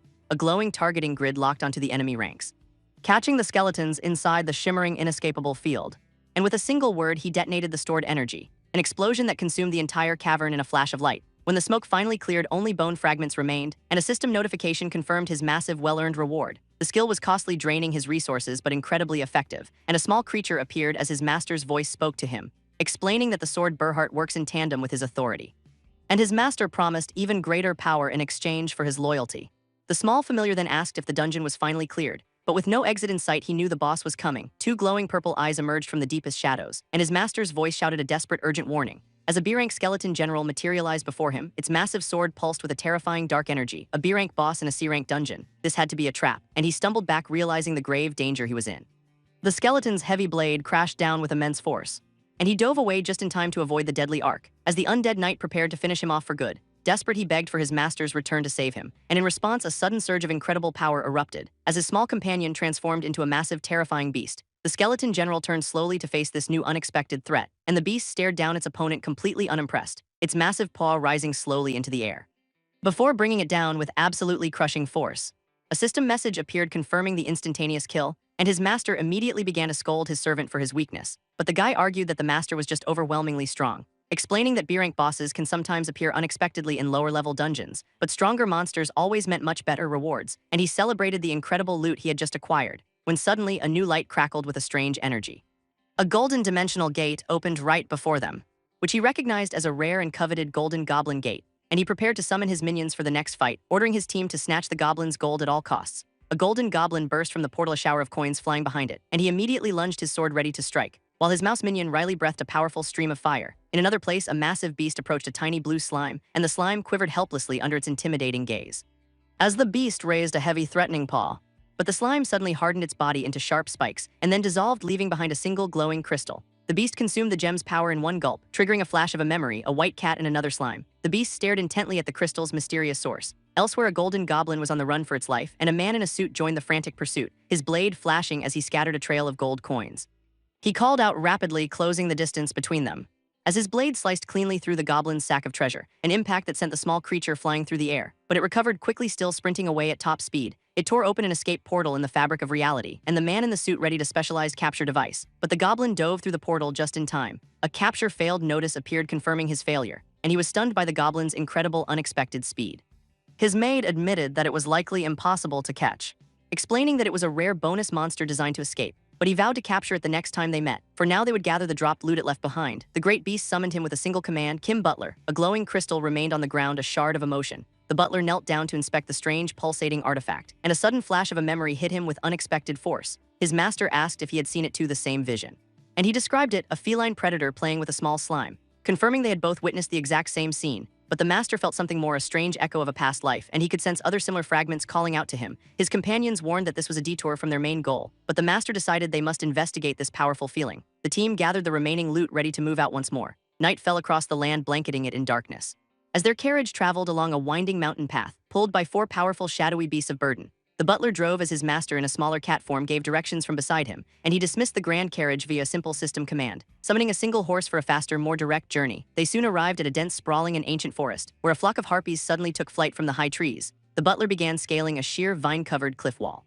spotting the next shard in a nest just as a harpy dove to attack, but his master intercepted with a powerful, sweeping claw strike, landing among the defeated harpies, the shard now in his possession. Touching it triggered another vision, a white beast hunting a harpy, and the master sensed a third presence in the memory, recognizing the familiar beast. He now rode through a desolate, windswept, snowy land, and from a frozen lake he fished out another shard of emotion, kneeling in the snow as he examined the strange, glowing crystal.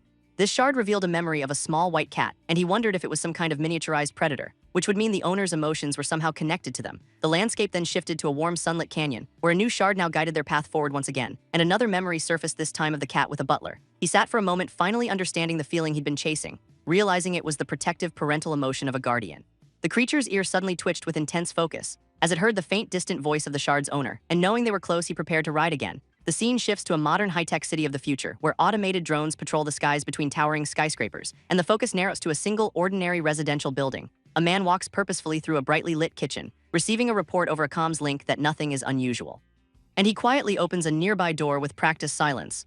Inside, a woman is connected to a complex humming machine, and he watches over her knowing she is deep in a virtual dive, lying perfectly still, completely immersed in another world. His expression is grim and watchful as he stands over her, and the world she sees inside is a peaceful, wide-open field. The butler arrives in that same vast, empty field, dismissing his horse, which gallops away into the distance, and his master says the shard's owner is just 5 steps away.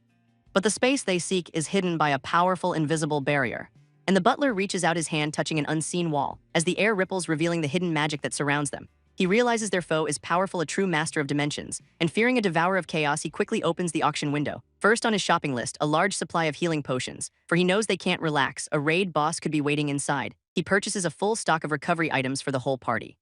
And next he searches for powerful second circle magic scrolls.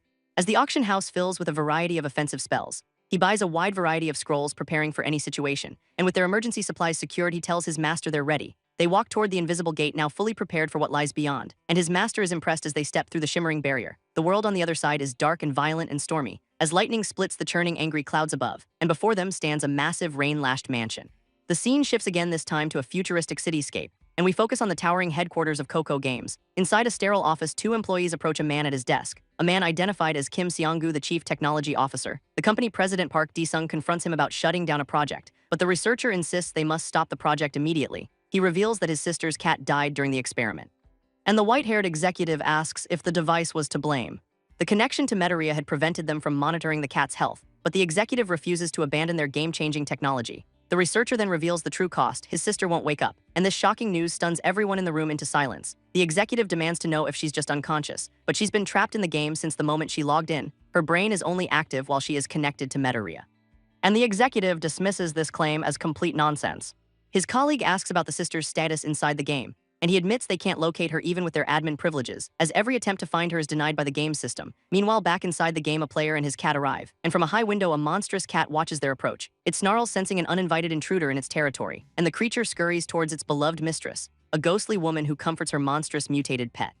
With glowing red eyes, she vows to protect it from all harm. And outside, the player opens his inventory in the pouring rain, pulling out a glowing magical appraisal scroll. His target is the ominous mansion that looms before him, and the system begins analyzing the building's strange properties, identifying the mansion as a dangerous, abnormal space. He sensed a chaos domain, a soul in terrible danger, and his companion was eager to investigate, just as something strange approached from the mansion, a simple purple slime that bounced toward them. A creature that seemed harmless at first glance, but then it began to transform before their eyes, and he recognized it instantly, a rare doppel slime, a monster well known for its copying abilities, which took the form of a dark elf assassin blocking their path. But he ignored the warning, asking to see the owner. So this guardian readied her blades for a fight, and our boy simply smirked, accepting the challenge, summoning his own minions from the surrounding shadows, as the 2 sides faced off on the rain-slicked path. And he decided his minion, Riley, would fight alone. So Riley and another minion charged forward together, their blades clashing in a brilliant shower of sparks, locking the 2 warriors in a deadly duel. As he watched, then gave a simple command, faster, and Riley braced for a speed she had never known, for the dark elf moved with a blinding quickness, landing a powerful strike that sent Riley flying back, so fast she couldn't even track the enemy's movements, as the elf was just a blur of deadly motion. Until a final decisive blow sent Riley to the ground, where the green-skinned maid scrambled for her daggers, her eyes burning with a fierce defiance, when from the sky a hooded assassin descended, bringing a glowing blade down hard upon them, which erupted in a flash of violent energy. But a man in a suit appeared to block the strike, his own assassins flanking him instantly, as these hooded killers waited for the command, and Kalinus declared it was time for a lesson, while inside, the undead cat told its mother the odds were bad, worrying that more intruders would soon join the fight, her expression filling with a deep sense of dread, as the cat screamed, admitting its utter terror. When suddenly 2 small figures appeared in the courtyard, a pink mouse and a gray kitten standing all alone, just as a white streak whipped through the air. This standoff interrupted by a screech from above, as a harpy snatched the small creatures, calling Kalinus master, causing the pink creature to choke in the harpy's tight grip, which forced it to activate a skill called Cerberus, making the harpy lose its hold for just a second. so the pink creature used its tail to save its companion, landing and apologizing to Lord Kalinus for the ambush, while the strange harpy circled high overhead, and the pink creature's tail ignited ready for battle, its single monstrous eye glaring with intent as the harpy creature summoned a spear of light, unleashing its skill Spear of Terror, which shattered the tiny target's world in fear, and the glowing spear found its mark, while vicious talons descended to finish the job. Elsewhere, the green-skinned maid held a potion, and she quickly uncorked the vial, drinking the red liquid down in a single gulp, feeling the potion's potent healing effect take hold. While nearby, the butler clashed with a hooded assassin, telling the maid Riley to get back in when she was ready. As the assassin pressed her attack relentlessly, so Riley charged forward, daggers drawn, though her strike was blocked with ease, making her flash back to her moment of weakness. But this memory of healing only fueled her resolve. As the butler continued his defensive sparring, and Riley realized he was just training her, which caused a fierce smile to spread across her face, as she asked if he was worried about their captured master, just as the assassin lunged with a battle cry and Riley met the attack with her full force, this blow sending the assassin flying back, where they landed facing each other ready for more. So the goblin maid leaped into an aerial assault, her daggers clashing against the assassin's sword, though the hooded assassin deflected the attack with a low sweep. The maid just gritted her teeth, refusing to yield, while the strategist observed, noting their HP was now even, and waited, sensing a new power was about to activate. In another part of the battle, the large rat stumbled dazed, as a massive bird of prey loomed over it, and the one-eyed cat mocked the rat's apparent fear. But the rat simply closed its eyes, whispering one down, before its eyes snapped open, burning with a hidden power, as it summoned a Cerberus skill, Flame Barrier. And a fiery roar erupted from the tiny creature, this blast of fire engulfing the entire courtyard, while the one-eyed cat watched from a window completely stunned. Back in the fight, blades locked in a fierce struggle, the two fighters standing off in the purple-lit square, where the assassin's blade glowed with a dark aura, and the goblin maid snarled, her eyes turning crimson, as the strategist watched intently, knowing it had begun. For her orc trait had activated, Berserker Rage, and the assassin thrust forward with her empowered sword. But the enraged maid parried with explosive force, causing a flicker of shock to cross the assassin's face, as she backflipped away, retreating from the new threat, and the goblin maid unleashed a furious slash, her daggers clashing against twin blades, as the hooded assassin held her ground, and Ryle roared, consumed by her battle rage, while steel ground against steel once more. But the assassin's strength was clearly failing as she parried another desperate blow, and her enchanted blades began to crack, groaning under the immense pressure, until they finally shattered into pieces. But another attack was already incoming, so Riley intercepted the final blow, shouting for Ryle to wait, explaining that he needed to question their captive, as the defeated assassin collapsed to the ground, and Ryle seethed, her battle lust not yet faded, until the sound of his name snapped her out of it, and she apologized, admitting she got carried away. But Riley dismissed it, focusing on the now transformed assassin, as the slime begged for death, claiming ignorance.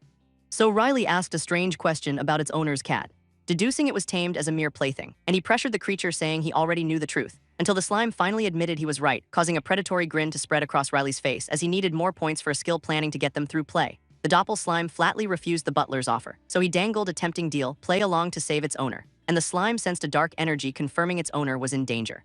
So the butler feigned walking away, forcing the slime's hand, and a deal was struck with a sinister promise, as he lifted a cloche, revealing a swirling vortex of dark magic, from which a shadowy tendril shot out, capturing the slime instantly, and with the creature secured, he prepared to convert it. But the slime shook its head, refusing to become a minion, so the butler promised to return it once the job was done, and it gave a thumbs up, accepting the temporary pact, just as a system window appeared, beginning the conversion process. And the doppel slime was engulfed in a blinding magical light, as the conversion completed, but at a cost that shocked the butler, though he quickly hid his surprise from the maid Riley, worrying the high price was due to the slime's rarity. Just then his master and Cerberus returned from training, and the master reported Cerberus had saved him from a harpy, excitedly telling the butler he had gotten stronger, for the harpy's screech no longer terrified him, so the butler praised them both for their growth. And the master thanked him, unaware the butler secretly used points to boost his stats, as Cerberus announced it had a gift for the master, and the butler summoned the new minion from his shadow, while the master watched, eager to see the new creature, a purple slime that fled through the empty streets, where it was quickly surrounded by small star-marked cats, and one of the creatures lunged forward, so the slime absorbed its attacker, taking on its form, its body continuing to twist and morph until it solidified into a golden beetle, which took flight above the butler and maid. As the star-marked cat roared, its eyes glowing, and the spectators were impressed by the experienced display, while the beetle hid, watching the cat approach, using its flashy colors to draw its target in and the terrain to create an unpredictable chase, until the beetle suddenly dissolved back into a slime, then transformed into a fish diving into a fountain, as the cat watched from the edge, completely captivated, and the fish swam in circles, a perfect lure, so the cat's astral form dived in after it. While back in its body, it pawed at the water's surface, and the fish taunted it with a powerful splash. This chase described as a nerve-wracking work of art, as underwater the fish smirked at its pursuer and it jetted through the water with a burst of speed, but the cat kept pace, crackling with energy, until the fish leaped high out of the fountain, erupting into a massive glowing green bird, and the butler noted its power was still strong, even miniaturized. Across the park, a tiny slime sat in a crater, as he calmly presented a silver tray. And the slime reformed, complimenting his impressive skill, while from inside a stitched cat watched, noting the slime's strength, and it complained to its mom that the guards were too weak, making the pale woman despair that her hidden sanctuary had been found, so the cat asked if she planned to kill it again, But she turned away, her red eyes filled with sorrow, and the creature screamed, accusing her of betrayal. Then it suddenly apologized, its anger gone, so the woman decided she must awaken him, and the cat Wanyang agreed there was no other way. So resigned, she gave her consent. And a small cat-like creature darted into the night, leaping toward a giant golden beetle on a lamppost, as the two creatures prepared for a confrontation, and the butler watched the desperate battle, sensing its loyalty. So the maid asked how he knew the slime's master was threatened, and he explained he sensed conflicting auras and deduced the truth, though he laughed it off as a lucky guess, while internally he calculated the power needed for his skills. And on the tray, the slime was completely exhausted. As the butler was amazed, the slime begging him to save its master, just as a glowing cat creature lunged for the weakened slime. A burst of energy slammed into the man's face, sending him flying backward down the path, where he landed, catching himself on the cobblestone, as a cat-like creature addressed him as Kim Butler, approaching and acknowledging his difficult service. And though Kim Butler remained humble, the creature had a reward, offering him a promotion to exclusive butler. So his rank officially changed in the system. As the authority of Kalinus flowed into him, and a blue light enveloped Kim Butler, his clothes shifting, his formal attire morphing into a modern suit, while dark energy swirled as the transformation continued, and a silver pin materialized on his lapel, completing the promotion, so he stood taller, a new presence, his entire appearance sharper, more refined, as Kalinus promised more power for his loyalty, and Kim Butler vowed to serve with even greater diligence, sealing a new pact between them.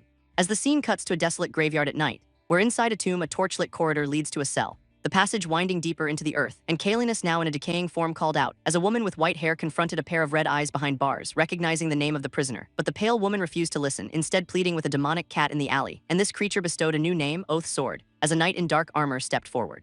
Standing beside her new imposing champion, her eyes burning with a dark purpose, and a memory surfaced of a captured soul and the knight who had failed to protect them. So now they were bound by a new pact, as the cat demanded he atone for his sins, and the knight admitted his fatal mistake, his oath the price. So he kneeled ready to serve his new master, who gave him a target, the intruders, his first command being to eliminate them. Elsewhere, the butler prepared for duty, having unlocked a new rank, exclusive butler.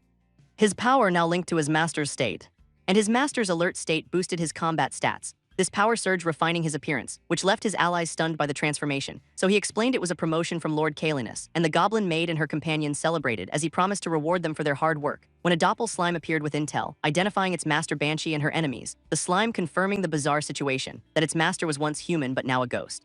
So he deduced a chaos entity had possessed the cat. And with the information he needed, he thanked the slime, as the heavy doors to the mansion creaked open, and he and the maid stepped into the opulent hall, where he laid out the plan, deal with chaos quietly. But if their master was identified, no one would get out alive, when a voice from the shadows commanded them to stop. As an armored knight, Grundar threatened immediate execution, but the butler ignored the threat, asking to see the master, and the maid suddenly pointed to the balcony above, where the ghost master watched, suspecting betrayal. And the slime trembled with rage at the butler's words, while a smirk played on the butler's lips, as he calmly stepped past the knight's line, and Grundar's helmet glowed with killing intent. But the butler now held the knight's own sword, having disarmed the B-grade guard in an instant. But Grundar summoned a massive greatsword, ordering their elimination, as the knight crashed down from above, and the floor exploded, but the butler had already moved, evading and preparing a counter with the stolen blade, while shouting orders to his team. As the two warriors clashed in a blur of motion, and a system notice confirmed his new power, while the armored guardian readied its blade, but our boy vaulted clean over the knight's lunge, recognizing the legendary weapon it wielded. So he activated a skill, questioning the knight's presence, this ability locking onto the knight's gauntlet, as threads of light bound its weapon hand, but the guardian simply switched its grip, so he drove his own blade into its helmet, though the strike felt empty, hitting nothing. And he realized the knight was an intangible spirit, as their blades clashed across the grand hall, and the spirit mocked his tricks, but he just smirked, pulling out a scroll to make the ghost solid. And he dodged another sweeping attack, so this time his strike landed with a solid thud, making him wonder why a divine knight was a mere guard. From the rafters, a creature watched the fight, realizing this butler was far stronger than expected. So the creature activated a skill to plant a seed of doubt, forcing the knight to remember a past failure, as a memory surfaced of a prayer to a stone god, where a trial by combat was held to find the truth, and both sides swore to accept the divine decision. As the champions' two oath swords prepared for the duel, and a man named Elian offered comfort, while she trusted God would prove his innocence. But a memory surfaced, a desperate plea, then a horrified scream with his name, for Elian was executed anyway, and a masked man taunted an armored knight. As the knight admitted his lack of faith caused this, and the villain laughed, blaming him for the verdict, while the knight recalled his own divine punishment. This memory drenched in regret, as a dark voice questioned his broken oath, for he only brought her more despair. And Kim Butler learned a parasite controlled the knight, its power feeding on his immense guilt, as corrupted energy erupted from the knight, who was now Oath Sword Grundar, an A-grade enemy, and Kim Butler knew they couldn't win this fight. So he ordered an immediate retreat. But the doors were magically sealed shut, and the possessed cat revealed they were trapped, as Grundar swung his massive blade, and Kim Butler barely parried the attack, but the impact threw him across the hall, where he crashed hard against the floor, this blow leaving him wounded and gasping, just as an armored knight crashed into the grand hall, and the goblin maid screamed for the butler, while the small creature's eyes flashed with power, and the head butler intercepted a deadly spear, his parry shattering the doors behind him. As the creature glowed, channeling its energy, and a second butler felt a surge of power, meeting the knight's blade head-on, as multiple copies of the butler swarmed the knight. But the head butler took a heavy blow, knowing the damage got through as the knight's sword pulsed with dark energy, and he smashed the hooded woman aside, so the goblin maid let out a battle cry, landing a fiery punch on the knight's armor, and the butler was stunned by their resolve to fight, as the knight unleashed a massive circular slash. And the small creatures were warned to stay back, watching knowing they were too weak to help. Elsewhere, the true master explained the situation, revealing the intruders came to kidnap him. While back in the hall, the knight gathered immense power, and the hooded woman was terrified, but the maid stood firm, as the butler knew he must block this area attack, so the knight lunged forward in a crimson blur, and the butler raised his sword ready for battle, as the armored knight swung down with immense force. And our boy braced, cracking the very floor beneath him, while the knight leaped high for a crushing overhead strike, and a massive shockwave exploded from the impact, as smoke and dust clouded the entire hall. But the butler's attack seemed to have failed, for he was hit with a stun effect, completely paralyzed. So the knight raised his sword for the final blow, when suddenly the goblin maid Riley leaped in front of him, and they both collapsed on the ruined floor, as the purple cat praised its knight Grundar.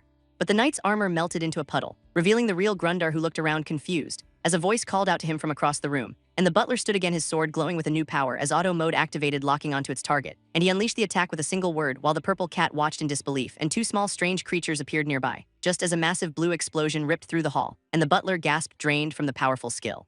While the pale woman and the cat looked down from the balcony, the cat realizing he was hiding a trump card, and as the smoke cleared, the butler was the only one left standing, as the floor erupted in a cloud of smoke and debris, and from the smoke a question hung in the air: was he finished? The butler caught his breath, shocked the attack had worked, but a heavy boot stepped out from the dust, as the knight rose again, wreathed in dark energy, and his mistress begged him to stop, but the cat urged him on.